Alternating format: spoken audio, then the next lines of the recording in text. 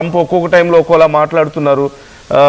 And పాకిస్తాన్తో ఇప్పటికే కొంత మీడియేషన్ చేపిస్తున్నారు, వాళ్ళతో మాట్లాడడానికి ట్రై చేస్తున్నారు. But still the same situation. US is bringing up those 15 points. మేము ఇవి ఒప్పుకుంటేనే మేము యుద్ధం ఆపేస్తామని చెప్తున్నారు. Clearly when they are not in the state to continue this war and they are coming up with new rules and regulations. ఈ నేపథ్యంలో Iran నేను ఒప్పుకోను అని చెప్తుంది. ఈ నేపథ్యంలో యుఎస్ అండ్ ఇజ్రాయెల్ ఏమీ చేయలేని పరిస్థితి. ఒకసారి I would like to show you those visuals మరింత క్లియర్గా. అండ్ మరి కొద్దిసేపట్లో నా కొలీగ్ సచిన్ కూడా మనతో జాయిన్ అవుతున్నారు.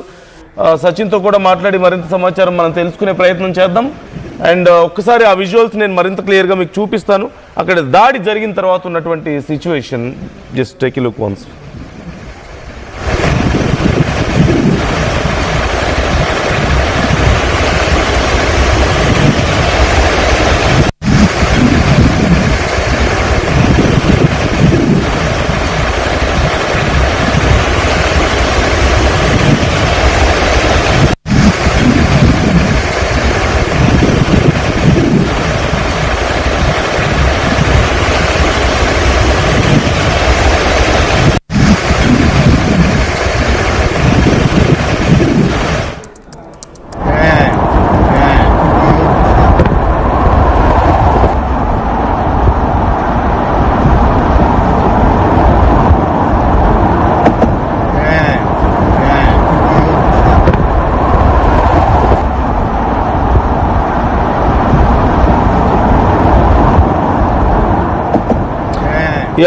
ఇజ్రాయెల్లో ప్రధానంగా ఉన్నటువంటి అతిపెద్ద రిఫైనరీలో ఇది ఒకటి మనం చెప్పుకున్నాం. వీటితో పాటు మరిన్ని అష్డోద్ ఆయిల్ రిఫైనరీ కూడా ఉంది ఇజ్రాయెల్లో.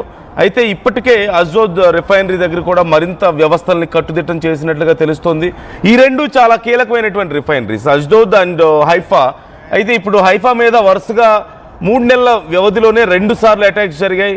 ఇంతకుముందు మనం మాట్లాడుకున్నట్టుగా చాలా భారీ లాస్ కనిపిస్తుంది. $250 million లాస్ ఇప్పటికే వచ్చింది.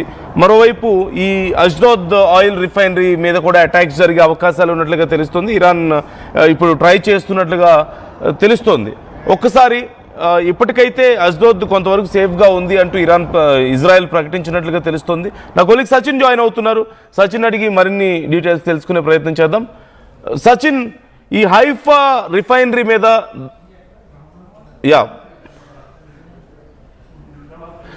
ఓకే, మరికొద్ది క్షణాల్లో సచిన్ మనతో మళ్ళీ జాయిన్ అవుతారు. Some signal problem. సో ఈ అష్డోద్కి సంబంధించి చూస్తే మనం ఆల్మోస్ట్ ఇది కూడా 1,00,000 barrels per day కెపాసిటీ ఉంది. మనం ఇంతకుముందు హైఫా ఆయిల్ రిఫైనరీ గురించి మాట్లాడుకున్నాం. Almost 2 lakh barrels per day capacity ఉంది, ఉత్పత్తి కెపాసిటీ ఉంది. ఇది కొంత చిన్నది, 1,00,000 barrels కెపాసిటీ ఉన్నట్లుగా తెలుస్తుంది. అయితే ఇరాన్ క్లెయిమ్స్ ప్రకారం అయితే అష్డోద్ మీద కూడా దాడి చేశారు అంటూ చెప్తున్నారు.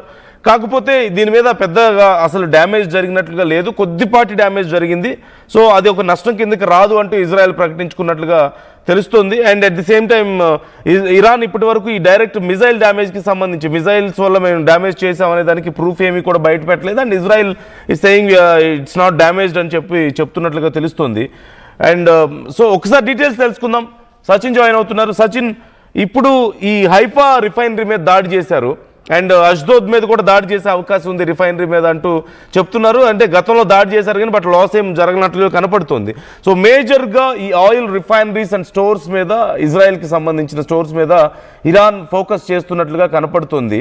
సో ఇంకా అంటే ఇప్పటి వరకు జరిగినటువంటి నష్టాన్ని మనం ఎలా అంచనా వేయొచ్చు? డీటెయిల్స్ ఎలా ఉన్నాయి? నందు, మీరు అన్నట్టుగా ప్రస్తుతం అయితే మాత్రం ఈ హైఫా మీద దాడి అనేది ఇంకా రోజు రోజుకు పెరిగే అవకాశం కనిపిస్తోంది. ఎందుకంటే వీళ్ళకి స్ట్రాటజికల్ గా, ఇజ్రాయెల్ కి తన స్ట్రాటజికల్ గా చాలా కీలకమైన ప్రాంతం ఇది హైఫా. సో ఇక్కడ దాడి చేయడం అనేది ఒక కీలకమైన టార్గెట్ గా మాట్లాడుకుంటున్న క్రమం. ఎందుకు నేను ఈ మాట అంటున్నానంటే, ఇజ్రాయెల్ స్ట్రాటజిక్ అత్యంత కీలకమైన నగరాల్లో హైఫా ఒకటి. ఇక్కడ అతిపెద్ద సముద్ర పోర్టుల్లో ఒకటి ఇజ్రాయెల్ కి సంబంధించి మాట్లాడుకునే క్రమంలో ఈ హైఫా అనేది దేశం మొత్తం దిగుమతులు ఎగుమతుల్లో పెద్ద భాగం ఇక్కడి ద్వారానే జరుగుతూ ఉంటుంది. అండ్ వార్ టైంలో సప్లై లైన్ దీనికి బ్యాక్ బోన్ లాంటిది ఈ హైఫా అనేది. ఎనర్జీ అండ్ ఆయిల్ ఇన్ఫ్రాస్ట్రక్చర్ గురించి మాట్లాడుకుంటే ఇక్కడ దేశంలోనే అతిపెద్ద రిఫైనరీ కాంప్లెక్స్ ఈ బాసన్ ఆయిల్ రిఫైనరీస్ అని చెప్పి ఇక్కడ ఉన్నాయి. ఫ్యూయల్ ఉత్పత్తులు కీలకమైన పాత్ర పోషించడం జరుగుతుంది. దీన్ని టార్గెట్ చేస్తే దేశవ్యాప్తంగా ఇంధన సరఫరా వారికి దెబ్బతింటుంది. దాంతో పాటు ఇజ్రాయెల్ నేవీకి కీలకమైన బేస్ ఇది. మిడ్టెరేనియన్ ఆపరేషన్స్ కు హబ్ గా ఉంటుంది. కెమికల్ కావచ్చు, హైటెక్ మ్యానుఫాక్చరింగ్ యూనిట్స్, ఎకానమీ కీలక, ఒక విధంగా చెప్పండి ఎకానమీకి కీలక డ్రైవింగ్ పొజిషన్, ఇండస్ట్రియల్ సెంటర్ ఈ హైఫా. ఫిబ్రవరి తర్వాత హైఫాపై దాడులను ఇంకా తీవ్రతరం చేస్తూనే అనుకోవాలి.